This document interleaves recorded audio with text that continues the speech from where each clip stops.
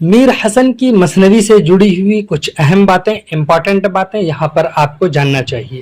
میر حسن نے 11 مثنویاں تحریر کی ہیں، زیادہ تر مثنویاں مختصر ہیں، البتہ 3 مثنوی طویل ہے۔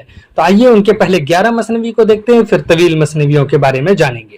ان کی ایک مثنوی ہے قصاب کی نقل، دوسری مثنوی ہے کلاوند کی نقل، اس کے بعد تیسری ہے 2 احمق دوستوں کی نقل، چوتھے مثنوی کا نام ہے مثنوی شادی، اسی طرح سے رموز العارفین اس کی 5ویں مثنوی ہے، چھٹے مثنوی کا نام ہے گلزار ارم، 7ویں مثنوی کا نام ہے در تہنیت عید، 8ویں مثنوی کا نام ہے قصر جواہر، اور 9ویں مثنوی کا نام ہے خوان نعمت، 10ویں مثنوی کا نام ہے حجو حویلی میر حسن، اور 11ویں مثنوی کا نام ہے سحر البیان، اور یہ سب سے زیادہ طویل مثنوی ہے۔ اسی طرح سے گلزار ارم بھی یہ طویل مثنوی ہے، رموز العارفین یہ طویل مثنوی ہے۔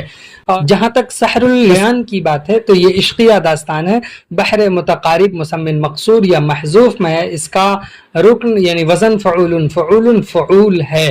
تو اتنی باتیں بہت امپورٹنٹ تھیں، ان 11 مثنویوں کا نام جاننا نہایت ضروری تھا، کہیں پر بھی آپ کو ایگزام میں پوچھا جاتا ہے اور سب سے زیادہ سحر البیان کے بارے میں بات ہوتی ہے۔ یہ میر حسن کی طویل اور آخری مثنوی ہے۔